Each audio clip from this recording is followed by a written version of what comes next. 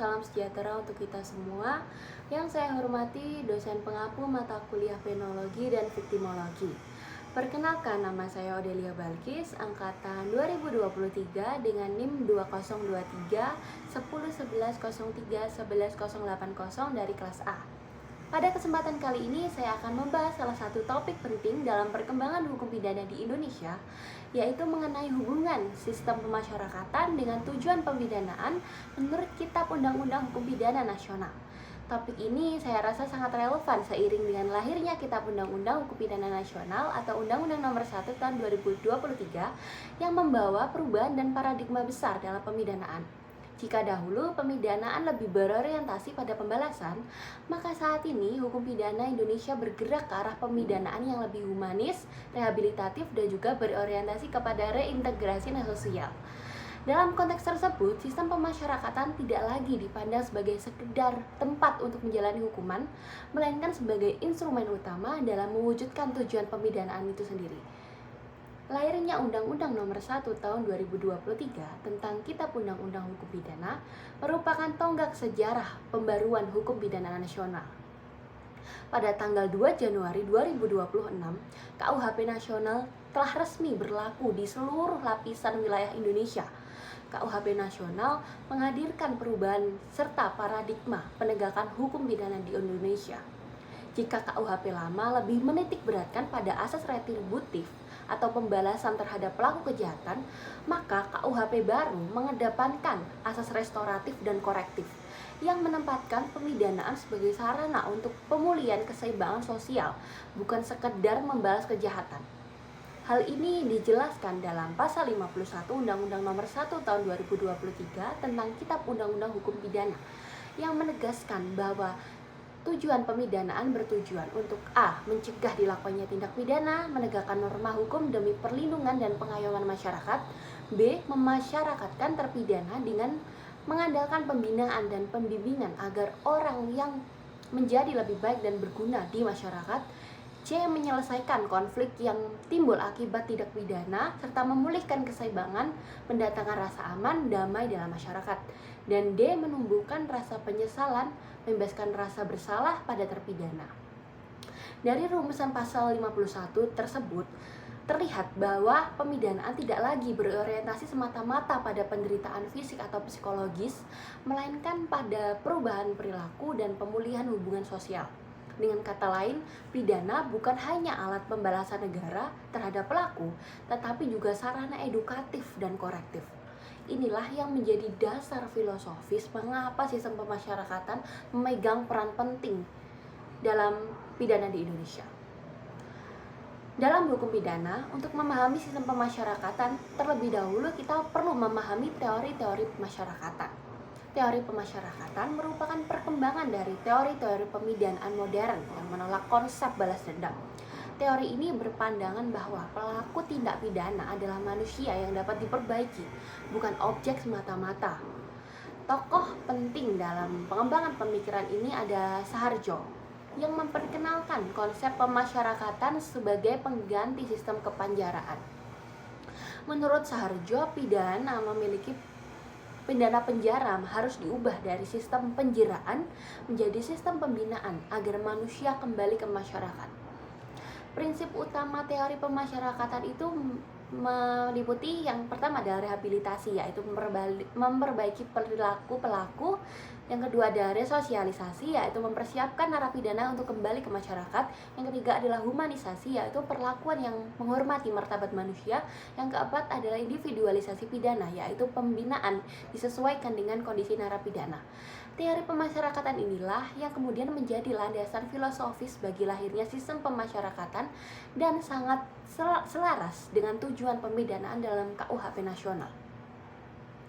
Merujuk dalam hukum pidana Indonesia, pemasyarakatan merupakan salah satu komponen vital yang termasuk dalam subsistem peradilan pidana. Hal ini ditegaskan pada pasal 1 angka 1 Undang-Undang Nomor 22 Tahun 2022 tentang pemasyarakatan yang mengartikan pemasyarakatan sebagai bagian dari proses penegakan hukum yang difokuskan pada perlakuan terhadap individu-individu yang sedang menjalani proses peradilan atau telah dijatuhi sanksi pidana. Pemasyarakatan tidak hanya terbatas pada upaya pembatasan kebebasan semata, melainkan juga mencakup proses-proses pembinaan, pemberdayaan, dan juga reintegrasi sosial bagi tahanan dan juga anak yang berhadapan dengan hukum dan narapidana atau warga binaan pemasyarakatan lainnya. Sistem ini juga bertujuan untuk menjamin perlakuan yang manusiawi serta mendukung transformasi agar mereka dapat kembali ke masyarakat sebagai pribadi yang bertanggung jawab, produktif, dan juga komunikatif. Prinsip-prinsip utama pemasyarakatan antara lain adalah pengayoman. Yang kedua adalah persamaan perlakuan dan pelayanan. Yang ketiga adalah pendidikan dan pembimbingan. Yang keempat adalah penghormatan harkat dan martabat manusia. Yang kelima adalah kehilangan kemerdekaan sebagai satu-satunya penderitaan.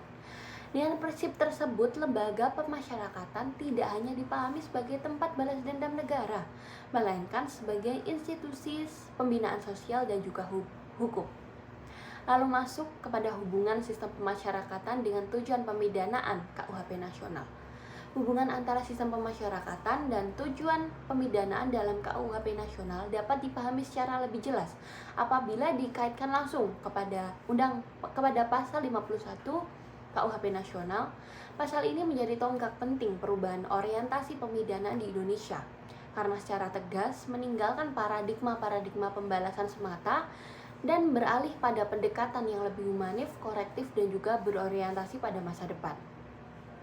Pasal 51 KUHP nasional menyatakan bahwa pemidanaan bertujuan antara lain untuk mencegah terjadinya tindak pidana memasyarakatkan terpidana dengan mengadakan pembinaan agar orang yang menjadi orang yang baik dan berguna, menyelesaikan konflik yang ditimbulkan oleh tindak pidana, memulihkan keseimbangan, serta mendatangkan rasa aman dan damai dalam masyarakat.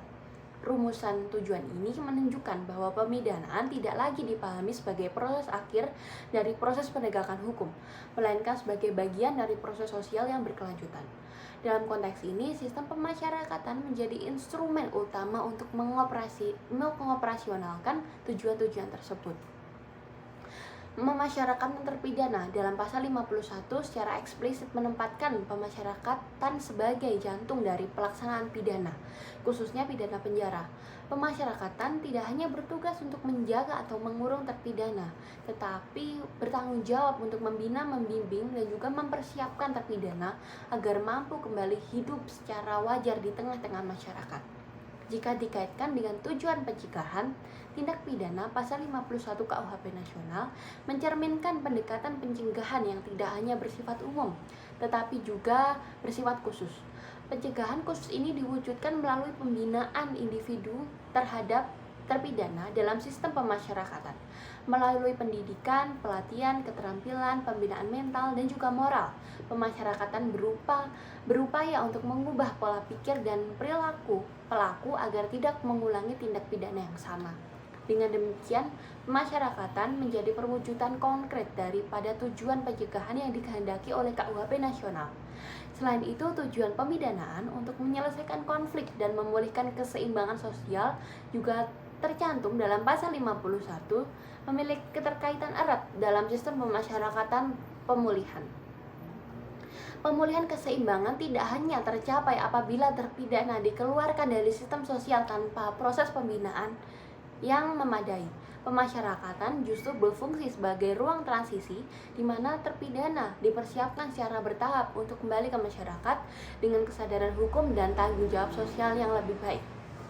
Barda Nawawi Arif menegaskan bahwa pemidanaan tidak boleh berhenti pada konsep retributive justice atau pembalasan semata.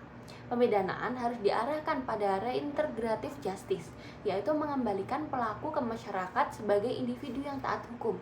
Dalam kerangka pasal 51 KUHP nasional, keadilan tidak hanya diukur dari seberapa berat pidana dijatuhkan, tetapi sebagai sejauh mana pidana tersebut mampu memperbaiki pelaku dan memulihkan ketertiban sosial. Sistem pemasyarakatan ini menjadi salah satu sarana utama untuk mewujudkan keadilan dalam pengertian tersebut. Lebih lanjut, pasal 51 KUHP nasional juga menegaskan bahwa pemidanaan tidak dimaksudkan untuk merendahkan martabat manusia. Prinsip ini memulihkan implikasi langsung terhadap pelaksanaan pidana penjara dalam sistem pemasyarakatan. Pemasyarakatan harus dijalankan menjunjung tinggi nilai kemanusiaan, penghormatan terhadap hak asasi manusia, serta perlakuan yang adil dan proporsional terhadap narapidana. Dengan demikian, pemasyarakatan berfungsi sebagai penjaga agar tujuan pemidanaan dalam KUHP nasional tidak menyimpang dari nilai-nilai kemanusiaan. Apabila ditarik secara konseptual, pasal 51 KUHP nasional memberikan arah normatif mengenai apa yang ingin dicapai oleh pemidanaan, sementara sistem pemasyarakatan menyediakan mekanisme praktis untuk menunjukkan arah tersebut. Tanpa sistem pemasyarakatan, tujuan pemidanaan dalam pasal 51 akan berhenti sebagai rumusan normatif di atas kertas. Sebaliknya, tanpa tujuan pemidanaan yang jelas sebagaimana dirumuskan dalam pasal 51, sistem pemasyarakatan akan kehilangan orientasi filosofisnya. Sistem pemasyarakatan tidak hanya lahir karena perintah undang-undang, melainkan juga karena cara pandang baru terhadap pelaku tindak pidana sebagai manusia yang masih bisa diperbaiki. Hal ini sejalan dengan teori-teori pemidanaan modern dan juga pendapat para ahli hukum pidana yang menempatkan masyarakat sebagai bagian penting dari reformasi hukum pidana nasional. Dalam pasal 51 KUHP nasional, salah satu tujuan utama pemidanaan adalah pembinaan terpidana agar menyadari kesalahannya, memperbaiki diri, dan juga tidak mengulangi tindak pidana. Tujuan ini tidak mungkin tercapai hanya dengan menjatuhkan hukuman di pengadilan. Disinilah sistem pemasyarakatan mengambil peran penting. Pemasyarakatan menjadi ruang utama pelaksanaan pembinaan, tempat negara benar-benar menjalankan tujuan pemidanaan tersebut. Menurut Muladi, pemidanaan modern harus berorientasi pada treatment dan social defense. Maksudnya masyarakat tidak dilindungi secara membalas perilaku secara keras, tetapi dengan memperbaiki pelaku agar tidak membahayakan masyarakat. Pendekatan ini dijalankan melalui sistem pemasyarakatan, misalnya lewat pembinaan kepribadian, pembinaan kemandirian, dan pendidikan serta pelatihan keterampilan kerja. Dengan demikian, penjara tidak hanya membatasi kebebasan, tetapi juga memberikan bekal untuk berubah. Karena itu, sistem pemasyarakatan bukanlah pelengkap daripada pidana, melainkan inti dari pelaksanaan pidana itu sendiri. Tujuan pemidanaan berikutnya adalah untuk mencegah terulangnya tindak pidana. Dalam konteks ini, pemasyarakatan berperan sebagai sarana untuk mencegah khusus atau sering disebut special prevention untuk melalui pembinaan, pendidikan, pelatihan, keterampilan di dalam lembaga pemasyarakatan. Narapidana dipersiapkan agar setelah bebas tidak akan melakukan kejahatan yang sama. Inilah bentuk nyata pencegahan residivisme yang sejalan dengan tujuan pemidanaan KUHP nasional. KUHP nasional juga menekankan pentingnya untuk pemulihan keseimbangan dan juga penyelesaian konflik sosial akibat tindak pidana. Tujuan ini tidak akan tercapai jika terpidana tidak dipersiapkan untuk kembali ke masyarakat. Menurut Saharjo, pelopor sistem pemasyarakatan di Indonesia, narapidana adalah anggota masyarakat yang tersesat. Oleh karena itu, mereka harus diperlakukan sebagai manusia yang perlu dibimbing, bukan sebagai musuh yang harus disingkirkan. Pemikiran ini diwujudkan melalui berbagai mekanisme pemasyarakatan, seperti yang pertama adalah asimilasi, pembebasan bersyarat, pembimbingan. Melalui mekanisme tersebut, pemasyarakatan berfungsi sebagai jembatan antara masa depan pidana dan kehidupan sosial setelah dipidana, sehingga terpidana tidak mengalami keterasingan dalam masyarakat sosial. Tujuan pemidanaan dalam KUHP nasional juga mencakup penyelesaian konflik dan pemulihan keadilan yang sejalan dengan konsep keadilan restoratif. Menurut Romli Atmasista, keadilan restoratif menempatkan pidana sebagai sarana untuk memulihkan hubungan antara pelaku, korban, dan masyarakat. Dalam konteks ini, sistem pemasyarakatan berperan penting dalam pembangunan kesadaran pelaku atas dampak perbuatannya dan tanggung jawab yang harus dipikul. Pemasyarakatan tidak hanya membina pelaku secara pribadi, tetapi juga mempersiapkan pelaku agar mampu bertanggung jawab secara sosial, yang merupakan inti dari keadilan restoratif. KUHP nasional secara tegas menolak pemidanaan yang merendahkan martabat manusia. Oleh karena itu, sistem pemasyarakatan menjadi sarana untuk memastikan bahwa pelaksanaan pidana tetap menghormati hak asasi manusia. Menurut Sudarto, hukum pidana harus berfungsi sebagai ultimum remedium. dan dilaksanakan dengan menjunjung tinggi nilai kemanusiaan. Pemasyarakatan memastikan bahwa pidana penjara tidak harus berubah menjadi bentuk penyiksaan yang bertentangan dengan keadilan. Dengan demikian, sistem pemasyarakatan merupakan wujud nyata pemidanaan yang adil, humanis, dan berorientasi pada masa depan.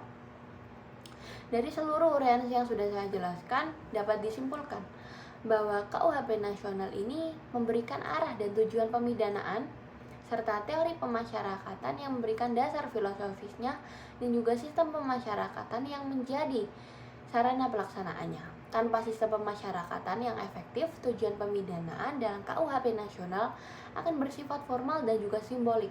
Oleh karena itu, penguatan sistem pemasyarakatan merupakan kunci utama keberhasilan reformasi hukum pidana nasional. Lanjut pada tantangan implementasi sistem pemasyarakatan. Meskipun secara konseptual antara sistem pemasyarakatan dan tujuan pidana dalam KUHP nasional ini sudah sangat ideal, namun pelaksanaannya di lapangan masih menghadapi berbagai permasalahan dan tantangan nyata. Tantangan pertama adalah overkapasitas lembaga pemasyarakatan. Jumlah warga binaan yang jauh melebihi kapasitas membuat proses pembinaan itu tidak dapat berjalan secara optimal. Dan dalam kondisi seperti ini, lembaga pemasyarakatan seringkali hanya berfungsi sebagai tempat untuk menjalani pidana, bukan sebagai tempat untuk pembinaan sebagaimana yang dicita-citakan. Tantangan kedua adalah keterbatasan sumber daya manusia dan juga anggaran. Petugas pemasyarakatan memiliki peran sangat strategis, namun seringkali harus bekerja dengan jumlah yang terbatas serta fasilitas pembinaan yang belum memadai. Akibatnya, pembinaan yang harusnya bersifat individual dan juga berkelanjutan menjadi sulit diwujudkan. Tantangan ketiga adalah stigma negatif masyarakat terhadap mantan narapidana. Meskipun sistem pemasyarakatan telah membina dan mempersiapkan warga binaan untuk kembali ke masyarakat, kenyataannya banyak mantan narapidana yang masih mengalami penolakan sosial. Kondisi ini dapat menggagalkan tujuan reintegrasi sosial dan justru meningkatkan resiko pengulangan tindak pidana. Tantangan keempat adalah belum optimalnya sinergi antar lembaga penegak hukum. Tujuan pemidanaan dalam KUHP nasional akan lebih efektif apabila didukung oleh kerjasama yang baik antara kepolisian, kejaksaan, pengadilan, dan juga lembaga pemasyarakatan. Tanpa koordinasi yang kuat, pemidanaan cenderung terfragmentasi dan kehilangan arah pembinaannya. Tantangan-tantangan ini mewujudkan bahwa keberhasilan sistem pemasyarakatan tidak hanya bergantung pada norma hukum, tetapi juga pada komitmen negara, aparat penegak hukum, dan juga masyarakat secara bersama-sama. Sebagai penutup dan kesimpulannya, dapat disimpulkan bahwa sebagai sistem pemasyarakatan memiliki hubungan yang sangat erat, strategis, dan juga tidak terpisahkan dengan tujuan pemidanaan dalam KUHP nasional. KUHP nasional menempatkan pemidanaan bukan sebagai sarana pembalasan, melainkan sebagai upaya untuk pembinaan, pencegahan, dan juga pemulihan keseimbangan sosial. Tujuan tersebut hanya dapat diwujudkan secara nyata melalui sistem pemasyarakatan yang berorientasi pada nilai kemanusiaan, keadilan, dan reintegrasi sosial, yang didukung oleh teori-teori permasyarakatan serta pandangan para ahli hukum pidana. Sistem pemasyarakatan berfungsi sebagai inti pelaksana pidana, bukan hanya sebagai pelengkap. Melalui pembinaan, pencegahan, redivisme, reintegrasi sosial, dan juga pendekatan keadilan restoratif, pemasyarakatan menjadi jembatan antara hukum pidana dan kehidupan sosial masyarakat.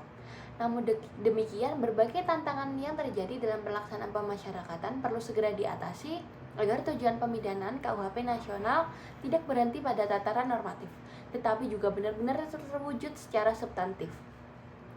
Oleh karena itu, penguatan sistem pemasyarakatan melalui perbaikan kebijakan peningkatan sumber daya manusia, pengurangan overkapasitas, serta perubahan cara pandang masyarakat menjadi prasyarat utama untuk keberhasilan reformasi hukum pidana nasional. Dengan demikian, materi yang saya dapat sampaikan semoga memberikan pemahaman yang lebih komprehensif mengenai pentingnya sistem pemasyarakatan dalam kerangka KUHP nasional. Akhir kata, wassalamualaikum warahmatullahi wabarakatuh.